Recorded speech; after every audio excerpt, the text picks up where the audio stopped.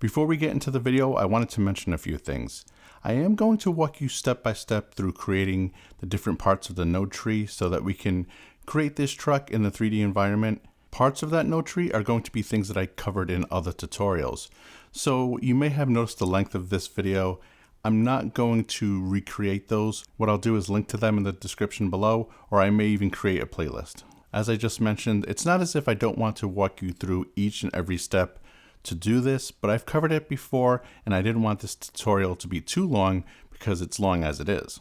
And the other thing that I wanted to mention is that you don't have to memorize the specific parameters or settings that I put in there, because you're going to adjust that depending on which objects you use and which scene you use, even if you try to recreate what I'm doing here. So the primary goal of this is just to teach you concepts. Of course, you can try to play with what I've shown you in this video, but if nothing else, I hope you learned something new. So let's take a look. Here's the footage that we'll be using. It's the same one from the original tutorial. I will link to it in the description below. So now that we have our footage in the timeline, let's head over to the Fusion page. What we're going to do is right click on the footage, go up to where it says New Fusion Clip, and then we can open this in our Fusion tab down here at the bottom. Right now we only have the two nodes, of course. We have the media in and the media out. Media out, of course, being the result of what we're doing, and media in being the source footage. If I come up here to look at both windows and I bring the media in to the left side, obviously they're the same because we don't have any nodes in between. I'm clicking on my middle mouse button to drag this down. And the first thing that we're going to do is track this footage. So let me bring this back to one window. Because we're going to put this in 3D space, I'm going to use the camera tracker. I have the first node selected, and then I'm going to hit Control Space. That will bring up our Select Tool option, and from here I am going to start typing camera, and we have our camera tracker. So I'll select that, hit Add, and then now we can track through our footage. As mentioned, I'm not going to walk you through this part, only because we've covered it in a couple other videos. So let's track our footage and see the result on the other side. So now that we've tracked our footage, let's make sure that this appears as if it's in 3D space. I've made the ground plane a wireframe. Let's scrub through the footage.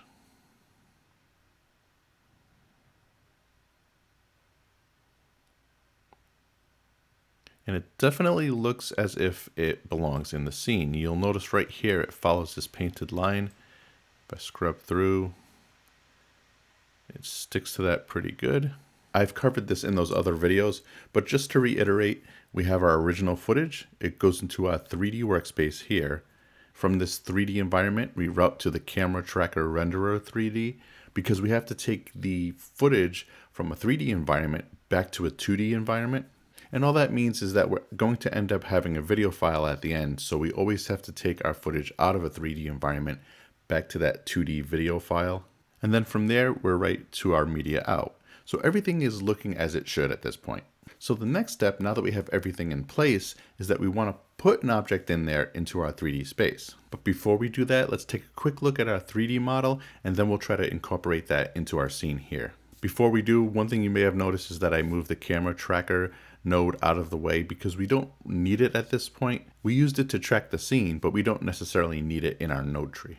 At the moment, we're in a different timeline, and I just wanted to do this to show you it separately from the other one, but we will import it into the original timeline that I showed you before. We have our media in at the beginning, which is basically the texture for this, and I'll show you that right now.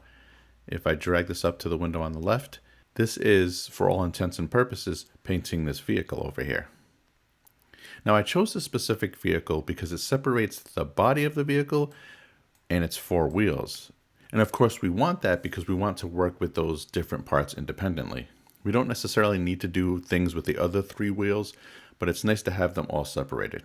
This node right here is a blend node, which is basically a material node, which they've just renamed. So I'll drag this up here, and that's exactly what a material node would look like. As I mentioned before, if I come up here and I drag the vehicle node, we're just seeing the top of the vehicle, and dragging each of the wheels, you'll see that they're independent. This root node, which they've labeled as root node, is just a merge node. So we can drag this up here and you can see all the parts of our object. As I mentioned earlier, we have to take it out of this 3D environment and move it back into a video file. So we're sending this to a renderer 3D, and then from there, obviously, to our media out, which is what we're looking at here. Now we're back in that original timeline. These are the nodes from before for our camera tracker. I've actually copied some of the nodes from the other timeline that I showed you, and what I'll do is paste them here. So I'll click on an empty spot and click paste. And this is all we need. Now again, the media in is going to be what paints our vehicle essentially. We don't need the renderer because we're going to end up doing that down here. In other tutorials, I've showed you that you plug the 3D object directly into the ground plane, but here we're going to connect it into the merge. Let me select all these and drag them down. And I'm going to take our merge node here and drag that into our merge down here. I'm going to select this option up here for the single window. And let's see if our model appears in 3D space.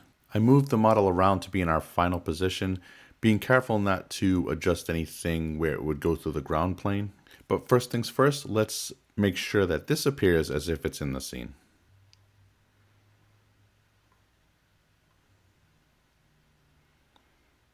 And so far so good. When we get closer, it appears larger, and then when we rotate a little bit, it also rotates with us.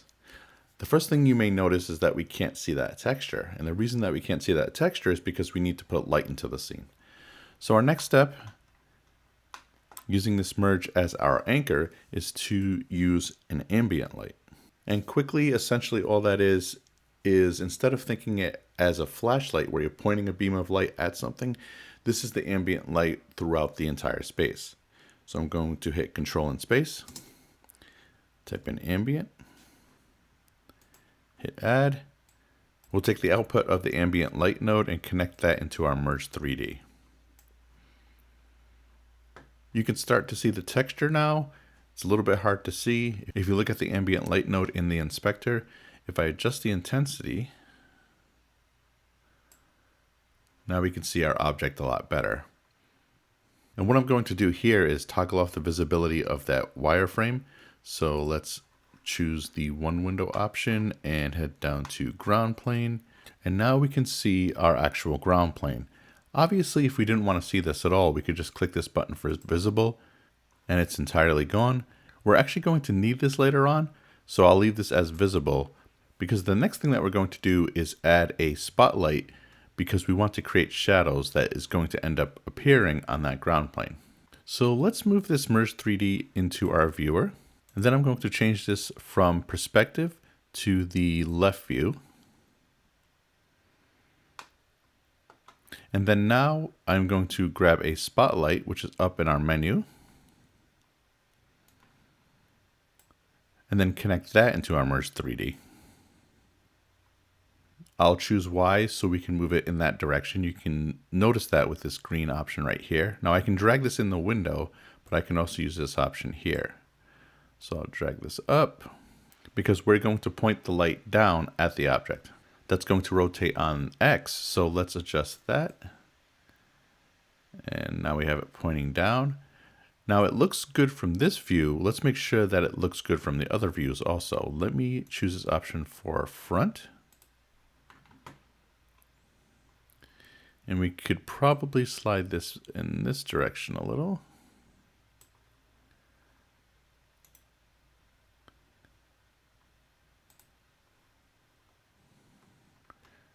And it does appear that it is right over our vehicle. Maybe we can make some adjustments in this direction or that direction, but so far so good. What I may want to do is actually bring this higher, but we'll adjust that once we see it within the scene. So let me come back to media out, bring that into our viewer. And you can already see that spotlight on top of our vehicle. Now we don't see anything down on the plane yet, but what we can do is come back to the ground plane, choose this option here, Shadow Receiver, and then this option here for shadows. Let me select our spotlight again, and then I'm going to adjust that Y.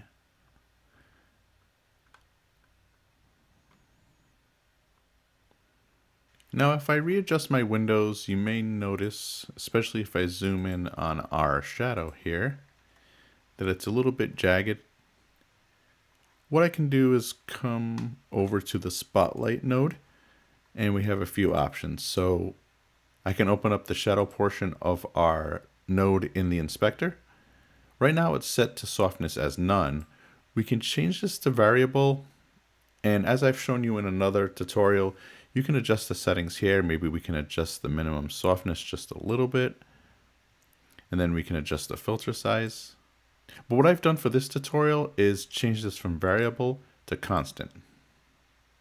Now, if you don't think that that shadow is intense enough, you can choose this option for density and adjust this, and it will become a little bit darker. Just to be clear, this is a personal preference. I am going to work with constant because it serves the purpose. It may not be 100% realistic because of the different objects that the light would be bouncing off of, but for the sake of our tutorial, and once you view the final scene, this will work perfectly for us. Just so we can keep things somewhat organized, what I'll do is take this ambient light and move it down here. So now if we're looking at this node tree, what we can do is view our 3D object up here. This heads into our merge 3D node, which takes our footage, which is the background footage. That also goes into our 3D merge, then off to our camera tracker renderer 3D, back out to our final footage. Now, before we do anything else with our footage, as far as debris and explosions or anything else related to the final video, what I want to do now is take care of that shadow. In previous tutorials, what I've shown you is that you have the option to use this as a keyer. And what I mean by that is, let's say that you choose a color that's not in the scene, for example, neon blue, and then you would use a keyer to key out that blue. The only downside of doing it that way is that you have to make sure that that other color isn't in your scene. You have the option to create a window as I showed you in that other tutorial, but I'm going to show you a different way which may seem more involved, but gets around that problem of worrying about the other colors in the scene. So the way that we're going to do this is actually by copying some of our other nodes down here. What we're planning on doing is separating this 3D model from the ground plane. So even though we have the ground plane down here, I'm actually going to disconnect that. We'll move this off to the side. So now we still have our object in the scene. Clearly you don't see that shadow anymore. And the reason that we have to do this is something that I did cover in that other tutorial. You can't make the ground plane not visible without also making the shadow not visible. So that's why we have to make a copy of some of our nodes. Now we don't need the point cloud, but what we can do is copy the spotlight. And we also want to copy over the camera. So let me Control C to copy on my Windows machine and Control V. Let's select these 3 nodes and move them up here. And then we actually want to have these all go into the same merge. So what I can do here is choose the output option of the camera to the output option of the spotlight. We have merge 3D, and I can just connect the ground plane to that. What I think I'm going to do actually is move this to this side. And then what I can do here is merge it back into our main timeline. Now, where we place it is important. Remember, this node sends us back to a 2D environment, and we want to composite that footage underneath our object, which makes sense because we don't want the shadow on top of the object. We want it beneath it and behind the wheel, for example. So what we can do from here is come up here to a renderer 3D. Let me move this node up here. We can take the output of the merge, send it into the renderer 3D, move it over here just so it's a little bit less confusing. And I'm not going to choose a merge 3D. I'm going to choose a 2D merge. So I'll bring that in here. So before we connect anything up, let me drag this down here, hold shift, make sure it connects. Okay, so it's connected after our 3D render. And then I'll take the output of our renderer for our shadows and connect that into the merge. This obviously isn't what we want to see. All we have to do here is right click on that merge, choose swap inputs. The reason that we did that, to be clear, is that initially, if I swap the inputs back, we had the ground plane on top of our 3D model. Obviously, we don't want that to be the case, so what I'll do is change this back to swap inputs, but you may notice that we're not seeing what we should be seeing here. There's a couple adjustments that we need to make to have this work the way that we want. The first thing that I'm actually going to do is disconnect the media in. Let me bring up 2 windows here, which is our footage, and disconnect that here from the camera.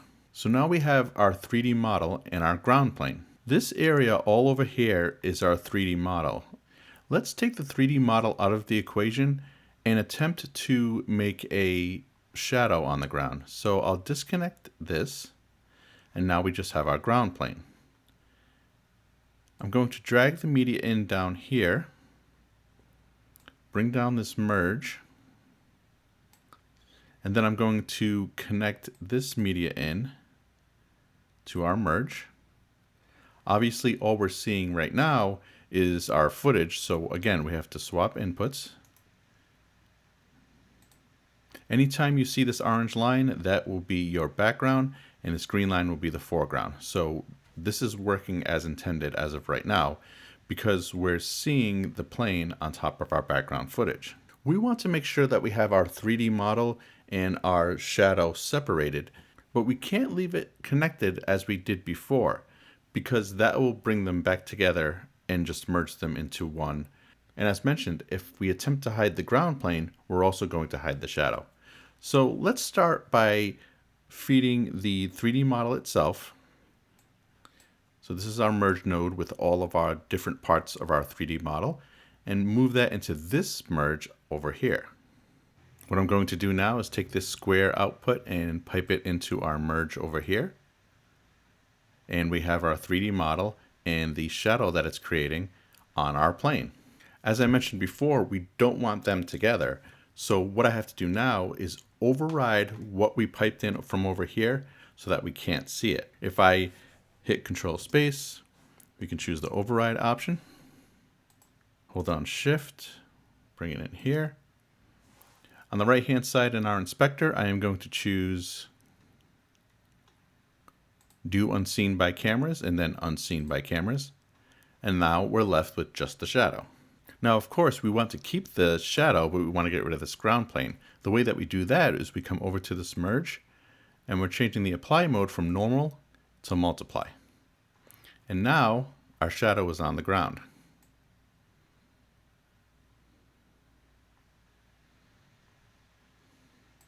The next step is to bring our 3D model back in.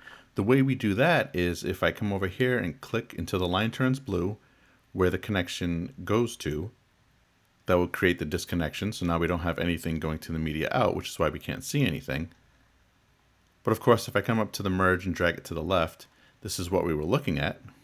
The next thing I want to do is create a connection between these two. So I want to drag the output of this merge into the renderer for our 3D model.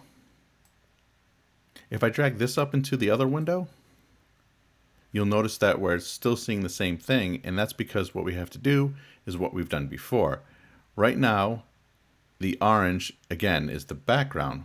So we're not seeing our 3D model because it's behind what we're looking at now. So I can right-click, swap inputs, and now our 3D model is on top of our shadow. Of course, I can just pipe this right to the media out. Because that was the last thing that we did, if I just move the media out into the screen, we're looking at the same exact thing. It matters which order the nodes are in. And that's to say, if this particular merge was on the other side of this, the shadow would be on top of our 3D model. But because we're setting this one up first to feed into this one, which is our 3D model, and you can see that because the line is going from this node to this node, we end up with this result. And of course, with this merge selected, if I come up here and toggle it off and on, we can make our 3D model disappear and it's not affecting our shadow. Same thing, if I select this particular merge,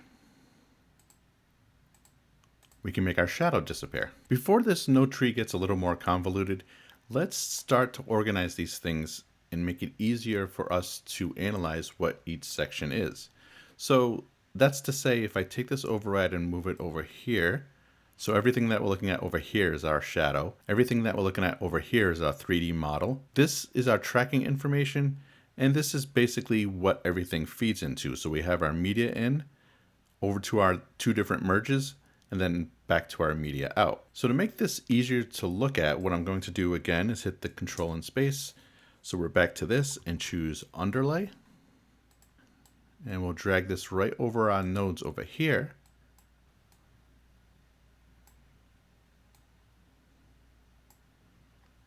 And we can specifically list what this is for. So I can put shadow. Of course, I can rename this as needed, and I can come in here and choose a specific color if I wanted to. And the same thing with our 3D model over here. So let's do the same thing. Change this maybe to blue, and we can say this is our 3D model. I'm going to leave these as is for right now because we're going to end up creating different sections, and we're going to end up connecting it to these different nodes. So of course, down the line, if we feel that these should be grouped together, we can just create another underlay. Otherwise, we can just create underlays for the other ones. Just to make more room, I'm going to drag this media in down here, drag this merge down, this one down, and just for the sake of consistency and to have the node tree be a little bit easier to read, I'll drag this media out down. So again, this is what we started with. This is what we're ending with. This is our shadow, which feeds down to this merge. Here's our 3D model that feeds into our tracking information, which goes here to our second merge. Once again, to our final output, which is what we're looking at up here. The next thing that we're going to do is bring in our explosions. So I'll go into our media pool and drag them from our media pool down to where our nodes are. I have our two pieces of media here. Let me open these two windows up again. I'll drag this one here and drag this one here. I'll let it cache and we can watch through these two pieces of footage.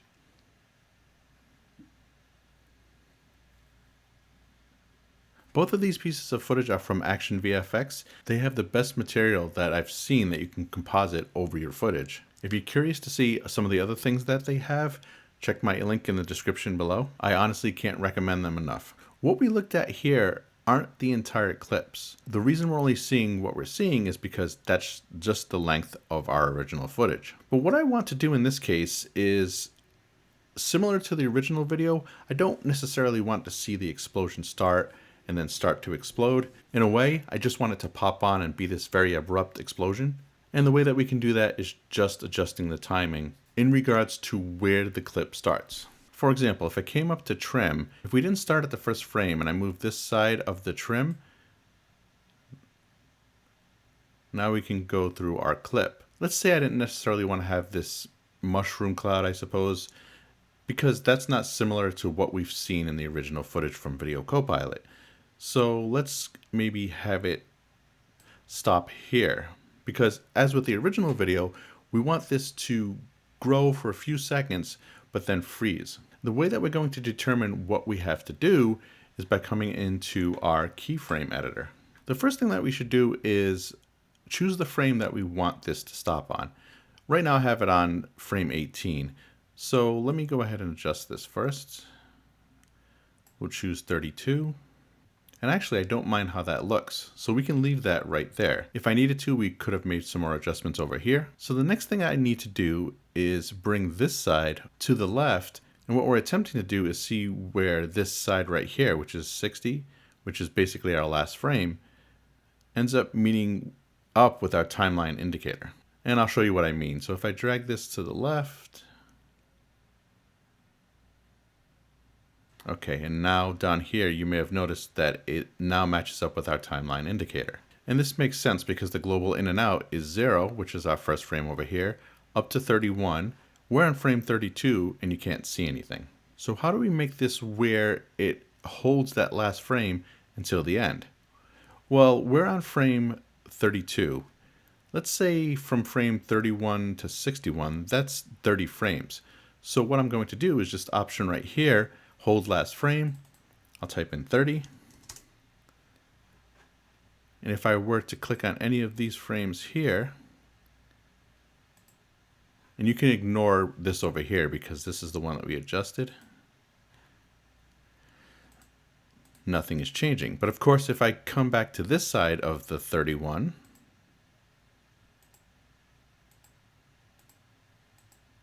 the footage is moving. Now there is a way that you can have it play from beginning to end so that it fits within the length of the original footage. I'm not going to show you that in this tutorial, but if you're interested in something like that, I am going to create a separate tutorial about that. So if you're not already, please subscribe to the channel and keep an eye out for that video, which should be coming shortly. Or if you happen to be watching this in the future, the link will be in the description below. Now, if we're back to reviewing our footage as we are here, we don't want that explosion to happen before a specific point. As I mentioned earlier, we want it to sort of pop on and just appear. If you compare this part of the footage to the original footage, the explosion wouldn't have happened yet, but if we connect up our footage right now, a fireball will already start to appear behind our 3D model. And to be clear, not the way the node tree is set up at the moment, but if we were to connect everything up into this merge right here, the timing that I just mentioned is what we would see. So all we would have to do is what you're looking at here. Now don't be concerned that you're seeing so many things at this point, because I'll explain what we're doing in a moment. All we really have to do is tell the system at what point to have this happen. Let's take a look at the media, which is one of our gas explosions. And right now I have it set to frame 32. So that will be the first frame that it appears. If I were to drag this back, you'll notice down here where it would appear sooner. But of course, all we have to do is come up here, I'll type in 32, and that's going to be the first frame that we see if we tell it what frame to start on the global in and out. Now I'm going to close the keyframe window. And I'm aware that I didn't walk you through each of these individual steps, but it's not as involved as you may assume it is. So I'll walk you through what each one of these are. Now, of course, first things first, these are 2 pieces of footage. The media in is our 2 pieces of explosion footage. Let me come up here and drag one of them up here. These ellipses are just masks that I put at the bottom of the footage because the footage itself has a very straight line. We want it to be less rigid in our final footage and potentially more realistic. So what I did was create a mask at the bottom of the footage so that it could blend a little bit better. If I select one of those masks, this soft edge is what I'm using to blur between the two. And in this case, I've chosen Fast Gaussian. As mentioned, these 2 are our pieces of footage. This is the mask to mask out the bottom of the pieces of footage. The next thing I wanted to do was to adjust the saturation. For this particular piece of footage, the fire appeared to be too saturated and it didn't blend in well. So I attached a color corrector to each one of these and I adjusted the saturation down just a little bit. The next thing I wanted to create was a glow. So let me drag this node that's after the glow so we can see the result. I'm going to drag this up here and you can see what it's done to our footage. So let me disable and re-enable our glow. So this is what it looked like normally. I added a little bit of glow, adjusted these parameters. You don't have to match this up. You can adjust to taste. I think by adding the glow, it matches better to the video Copilot video. So all we've really done up to this point is we have our pieces of footage and we've made some corrections on them. What we want to do is put those into a 3D environment. We can't connect the video files into the environment. What we need to do is connect them to a 3D object and then put that 3D object into the 3D environment. So in this case, what I did was connected each of them to their own image plane 3D node. And that's what we're looking at in this window over here. So if I select this node, we can move this into place. We can't see it because I haven't connected it as of yet. But if I wanted to move the translation, let's say I wanted to move it up, I can choose Y. If I wanted to move it backwards and forwards in space, I could adjust the X. And then of course, left and right, I could just choose the X. Let me make some room, and what we will do is connect it up to our merge. So this is the merge, as I mentioned earlier, that we're pretty much using to anchor everything off of. Let me move these out of the way. And I'll take the merge 3D, which is both of our pieces of footage. If I drag this up into the window, you can see this is what would appear behind our 3D model. So I'll take the output, the square output from this merge 3D, and connect it into this merge 3D. Now you may notice back here it's cutting off our wheel, but again, all we have to do is come into one of these image planes and we can move everything around. Once you have those 2 pieces of footage in place, and don't forget that you can also use this rotate option, so that way you do want to have them face the camera, but you don't have to have them facing specifically in one direction. As long as it's something that you can see and it doesn't seem unnatural, you can make slight rotations so that it doesn't appear that it's flat against the surface. So as I was saying, once you have both of those in place, you can actually adjust them as a group. And the way that you obviously do that is by choosing the merge. And then now, as I mentioned earlier, it's intersecting with the tire in this particular case. So I can just come into translation and this would move it forward. So let's move it back. Now it's behind our 3D model, but it's barely visible. What we can do is come down to scale, scale that up, and now we can see our explosion. What I like to do while walking through these type of tutorials is just revisit what we've already done. We've taken our footage back here, and then we've added our 3D model. We've created this shadow down here. We've taken 3D explosion video files, attached them to 3D planes so that we can move them in 3D space, and we've moved those behind our 3D model. The nice thing about these underlays is that we can disable them as a group. If I select this, it selects all the nodes within that underlay. And then if I hit Control P, at least Control P on my Windows machine, we can disable that and you'll see that our explosion disappears. Same thing up here with this one, Control P. And now our 3D model disappears. I am sure you'll see what's coming. I'll select this particular one just to drive the point home. And our shadow disappears and reappears. I'm going to adjust these a little bit better because I want to make it easier to visualize, and this line was a little close to this right here. So the next step is something that we've already addressed in another video. So I may introduce another set of nodes that's already created, but as I mentioned, this has already been covered in another video. So I don't want to spend too much time on this video explaining each particular node. If you're curious about the specifics, take a look at that other video. And that particular video actually will help us with a different set of nodes that we're going to need for this particular project here. And the next set of nodes that I'm referring to has to do with reflections that we're going to see in this vehicle. I don't necessarily want this type of vehicle to be glossy just based on the type of vehicle that it is, but I do want it to appear that it lives within the scene. And what I mean by that is I do want certain things to reflect off of it, even if it's not that strong. So I want it to appear that whatever is in this parking garage is being somewhat reflected off this 3D model. If you haven't watched that other video, I highly recommend that you do, because this will make a lot more sense. Essentially what we're going to do here is take this connection from our blend model. Again, this is what our material looks like. This goes into our material node. And instead of feeding this into our vehicle model here, what I want to do is what I just mentioned. I want to have sort of a reflection to come off this particular model. So I'm going to disconnect this connection right here to our vehicle. So now all we're seeing is this particular color because we've lost our connection to our material. We're going to take the output of this material node, and I'm actually going to right click because we want it to connect to a specific part of this reflect node up here. So I'll right click and keep it held down, hover over this particular node, the reflect node, let go, and we're going to choose background material. From there, we're going to take the output node, which is this one right here, material output, and then connect this back to our vehicle. So now we're somewhat back where we started. But before we analyze what we're looking at, let's go through each one of these nodes. This is our HDR footage. I used the same website that I used in that other tutorial, and I downloaded what I thought was a good representation of a parking lot. From there, I added a Cineon log node. I'll drag that into this over here. So now it's more representative of what we want the reflection to look like. And then I have the color corrector node. You can see that I've warmed it up a little bit. And of course, the reason for that is our footage is a little bit warm.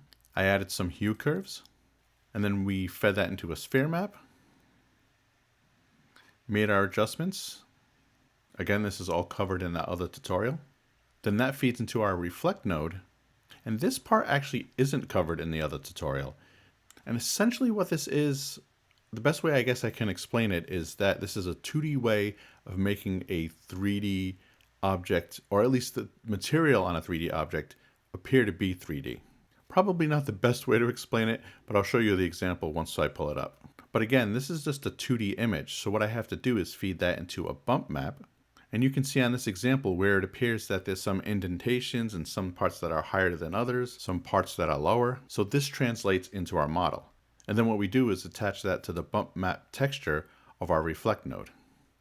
So we would end up doing that the same way. If I disconnect this, we take the output, the square output of the bump map, right click, keep it held, hover over that reflect node, let go, and then choose bump map texture.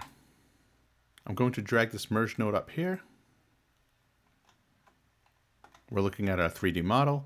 Let me head back to our bump map and then toggle this off and on. And you can see with it on, it does appear to be more three-dimensional. This is with it off. It appears as if we just painted it that way, but by adding the bump map, this is more realistic. One thing I want to mention is that you want to look for models that have this. Depending on the model that you pick and depending on where you get your 3D models, you may or may not have additional images to use. In this particular case, they had this one to use. What they called this was the ambient occlusion image. And I won't get into specifically what that means in this particular tutorial, but suffice it to say it has the same result that we need for our vehicle. Two other things I want to add to the scene are the debris and the dust. But before we do that, I want to create the motion of this vehicle actually turning on its side and that wheel coming off the vehicle. Let me set this up so that it's just one window again. And then I'm going to drag the media out into our window. Now what we can do is take this node right here. Let me bring up the two windows again. And this is our 3D model, of course. So I can select that node and we can make some transforms here. I don't want to do that. I've made some adjustments already to have it face this way within our scene. So what I'm going to do just to separate things to have it become less confusing is to create a separate node and basically connect our finished model into the merge with a transform in between where the adjustments that we're going to make are the ones of it moving. Now remember, we're in 3D space in this particular part of our node tree. We have our model here, we have the shadow, we have the merge down here. So there is a transform up here, but that's a 2D transform. What I need to do is hold Control Space and then go to Transform and choose Transform 3D. And then hold down Shift, drag this here. And right now we're looking at the front. Let's look at the top view. So I'll right click right where it says front and choose top. And we want it to pivot on the back side that we don't see. You'll know what I mean if you've seen the original video from Video Copilot. So let's choose the pivot here. And then I'm going to adjust on the X. And then we can adjust the Z.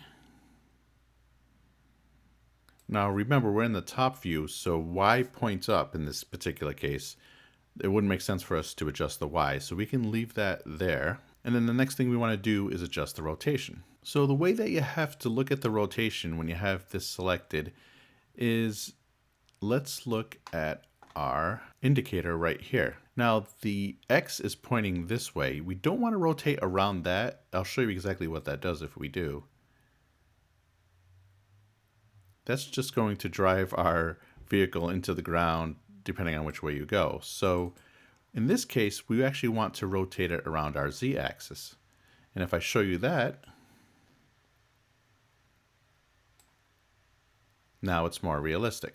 And more realistic in the sense that this matches what would happen if there was an explosion back there, and of course matches the footage that we're trying to copy. Now there really isn't much to this in the sense that all we really have to do is, let's set a keyframe here for frame 41, come back to 32 when the explosion should appear,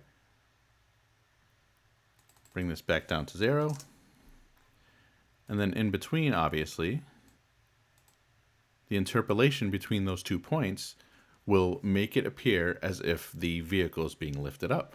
I'm not going to cover this in the video, again, for the sake of time. Right now I have the option Show Only Selected Tool. This is the tool that we have selected, which is our transform. So I am going to choose Z rotation, and then this button right here so we can view it in a way that we can make our adjustments. So I'm going to click zoom to fit. And this way you can adjust the speed or adjust the smoothness. So in other words, if we select these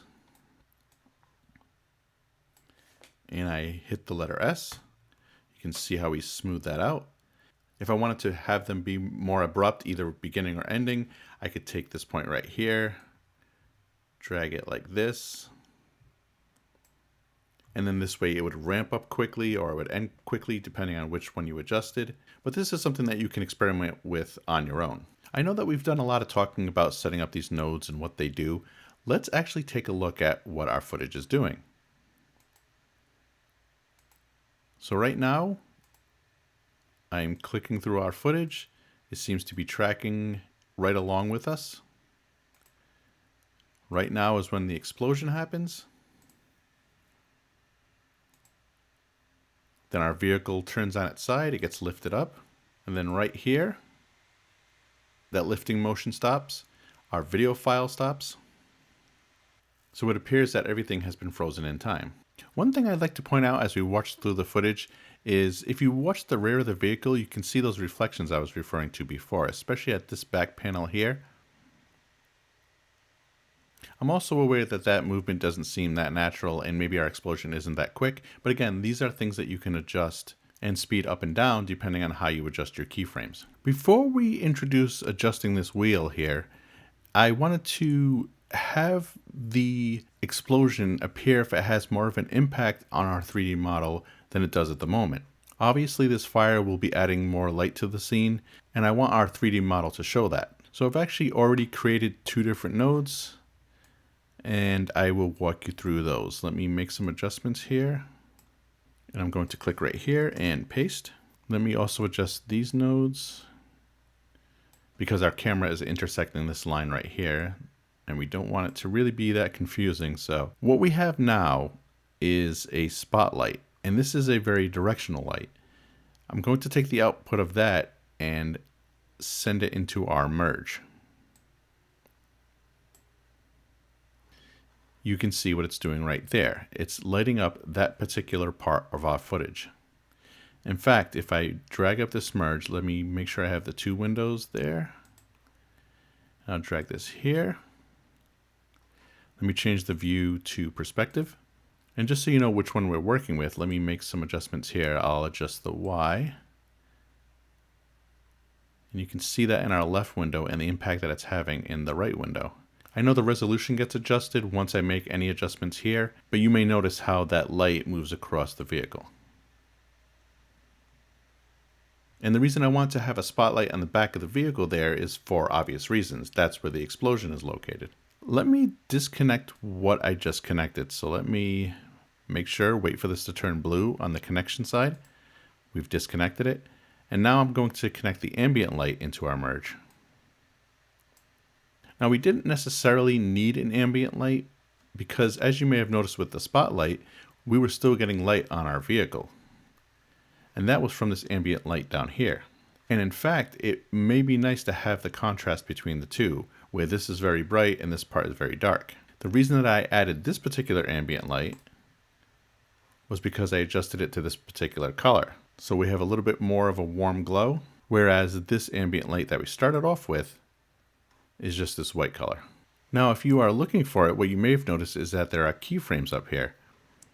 The reason for that is because what I've done is adjusted it from that white color to this more warm color. So you may be thinking, why do we need this ambient light down here? And for all intents and purposes, we don't. What we could do is actually disconnect this from here, and I can select that, potentially just delete that, get this out of here, and move that back down here. But just so we can group similar things together, what I'm probably going to do is just leave this over here with this one, take the outputs of these and connect them together, so that way we have our merge. I'll move that out of our underlay here, then connect the output of that into our merge. And then now that we have everything connected, you may notice that it doesn't look right, obviously. It's become a little bit darker. All we have to do in this particular case is choose merge and choose this option right here under controls that says pass through lights. And now we're back to where we need to be. What I think I also want to do is take this ambient light and maybe adjust it down a little bit. And that appears as if it's more cohesive with the rest of our scene. So this way, even when it becomes a little bit more bright, as I was mentioning before, now the spotlight actually accentuates the back of the vehicle in contrast with the front of the vehicle. And in case you're wondering, we have these two lights here, but we also have this spotlight down here. That's the light that we're seeing sent from above our 3D model. So if I was to unclick this option for enabled, you can see how dark our vehicle gets. In case you're wondering why the shadow didn't disappear, that's because we made a copy of this spotlight over here. So if I take this spotlight and uncheck and recheck the enabled option right here, you can see what happens to the ground plane. So for that reason, I'm not going to move this particular spotlight over here. It just makes more sense to me that this is what we're going to use for our explosion. This is what we're using for our vehicle, and this is essentially what we're using for our shadow. Before we place the last two 3D objects into our scene, I want to make some more adjustments with our vehicle right here. And the way I'm going to do that is by dragging this back a little bit and coming up here to color corrector. I'll drag this down here. Now, because I had this media in selected, I could have just clicked on this, because what it does is whatever node you have selected, it will enter that node next in line. So now that I have the color corrector node selected, what I'm trying to do here is have this match more with our scene. Our scene looks a little bit more yellow than our vehicle does. So let me drag this up a little bit. And again, I know in my case, the resolution really dips when we do this, but I think that makes a lot more sense. What I'm probably going to do is lower the saturation.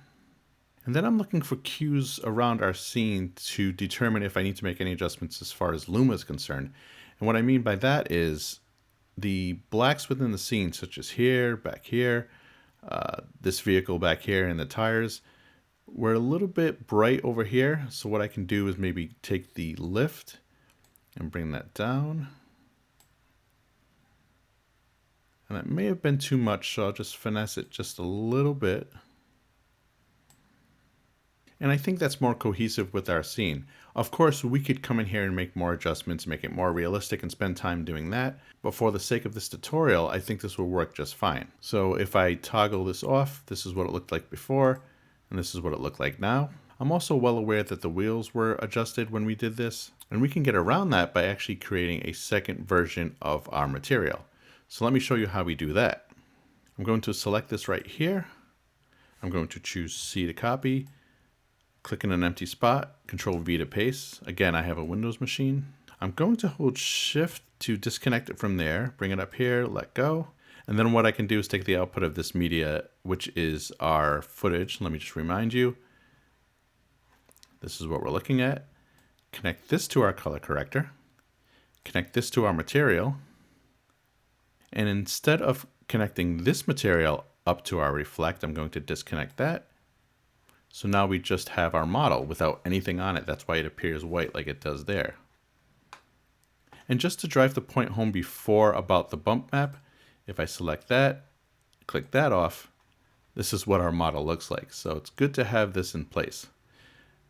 Taking the output of our material, I'm going to right click, hover over our reflect, and choose background material. So now any adjustments that we make here, if I toggle this off and on, it's only affecting the body. Having said that, I do want to darken the wheels a little bit. So what I think I'm going to do is add another color corrector node down here. And then maybe we can make an adjustment on the gamma. And just by doing that, we've separated the two portions of our model and we can adjust them independently. As promised before, let's have this wheel fly off our vehicle. This is straightforward, so it shouldn't take long to get through this part of the process. Let's head back to when our vehicle starts to turn on its side, which is right around here. And we're on the 33rd frame. Right now we're looking at the merge node for our 3D model. If I was to click through each one of these, we can see exactly which wheel it is. So let's come back here. I'll just limit it to this one window, and let's determine which way that we need to move this particular wheel. We of course could reference the other scene, determining which axis we should use. Again, I want to make sure that I have this node selected for that particular wheel. And if I adjust the X, that's moving in the correct direction. So let me hit Control Z so we can get back to where we started. I'll put a keyframe right here. Let's head over to our 41st frame. And this is when everything freezes. And I want to move this out pretty significantly. Let's move it maybe to right there. And the other thing that we want to do is have it rotate a little bit towards the camera. Let's use the X rotation here. And of course that looks like it's rotating back the other way. So let me move this here. And similar to when the vehicle flips on its side, what Fusion is going to do is interpolate the distance between those two frames. So if I were to click between those two frames,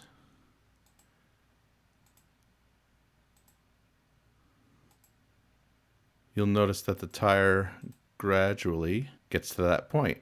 Now we don't have to do the same thing that we did with the video footage, where we had to indicate that we wanted to hold a frame until the end of our clip, because all we're doing here is setting keyframes. So as long as we don't set any more keyframes from this point forward, this wheel is going to stay right here. And in case you missed it, it's creating this nice little shadow on the ground too. You also want to make sure that you put a keyframe here for the rotation. And of course, back in its original spot on frame 33. I'm back here on frame 30, and now what we're going to do is finally add the debris into our footage. So what I need to do is bring in 3 pieces of media into our nodes. And that would be our debris model, which is actually just a rock. And then we have our diffuse material, which is basically the material that's going to paint our rock. And we're going to have another ambient occlusion image that we're going to use for our bump map. So let me drag that from our media pool into our node down here. And for the time being, let's keep them separate from the rest of our other nodes. I'm going to drag our object up into the window. Now, as you may notice, this is gigantic. So what we're going to have to do is adjust this down. I've noticed for some reason with objects, regardless of where they're imported, they have to be brought down to something like this. We have our rock material, and then this one is the image that we're going to use for our bump map. Now, all the other material nodes that we were using before were blend nodes, but they don't have any connection for a bump map. So what I'm going to do is actually come up here to Effects, and then Tools, 3D, make sure we have that selected, and I'm going to choose Cook Torrents. So again, this is our diffuse material. So let me drag this from here to here using the right click, and we can choose that top option right there. And then I'll take this. Now we won't be able to actually connect this to the model because again, remember we have to put a node in between. We can try to do this, and there's no option for a bump map. So what we have to do, come here, add a bump map, and then drag the output from this into our bump map. The output from this, let's right click, drag, and now we have the bump map material. From here, we have the output, the square output, and we can drag this into our model. Now let's take this group of nodes and drag this over here. Let's organize this just a little bit better, and then drag this into our merge. Let's come down to the bottom, and let's view our media out. We can't see it at the moment. It's possible that it's below the ground plane. So let's go into our merge. And it appears that it's right on the surface. Let's zoom in a little bit here. And let's lift this up a little bit. And maybe increase that size just a little bit. As you may notice, it doesn't take much here. Okay, and then let's view our final product here. Okay, and now we can see our object right there. What I'm going to do is duplicate that. And this is the part that I said that we covered in the other tutorial. So I won't go too into depth on how you take care of this, the adjustments that you can make. And of course, this is something that you can adjust on your own. So in other words, you don't have to copy what I'm doing because you can be creative and make the adjustments however you see fit. But just to show you what we have to do here is Control Space, and then I'm going to type duplicate. We have duplicate 3D. Hold down Shift, drag that in between our mesh over here, which is our object. Right now, if you look at the inspector, we only have 2 copies. When it says 0 to 2, that's all you're going to have is the 2 copies. Now I can come in here, of course, and change that to 10, and nothing appears as if it changed within the window. I actually want to change this to something like maybe, let's say, 45. Once again, you're not seeing anything different because everything is on top of one another. What we can do is adjust the Y offset, so that will send it in a vertical direction in this case. And there you go. Now, of course, this is not what we want. We want these objects to scatter and head out towards the camera. So in order for us to do that, let's head over to jitter. And now I'm going to choose the X axis, and we're going to make an adjustment there. And this will separate these different objects along that axis. We could do the same for Y, which is our vertical. We probably don't need to do too much with that because I don't want it to necessarily start touching the ceiling or looking as if it was going through the ground. So let's dial back on the Y a little bit. And then of course our Z, which brings it towards the camera. Another thing that you may want to entertain is adjusting this rotation jitter, because as of right now, the same object is facing basically the same direction. So it's very obvious that this is the same exact object. So if we take a mental image of this, and if I choose the X and rotate it a little bit here, you'll notice that some are pointing in this direction, others are pointing in that direction. And as I mentioned, this is a good way to have some randomness and not be so obvious. Now, of course, the same thing that we did with the tire is what we want to do with these. In other words, at the specific frame that this freezes, along with our footage back here, we want to set a keyframe and then make no other keyframes after that. And then back on the first frame where I showed you how we duplicated all these objects and you could only see one, we can use that at our frame 32. Now, depending on where you put that in 3D space, it may be obvious and you can still see the object. What you might want to do around frame 31 is select your object, and then we have this visibility option.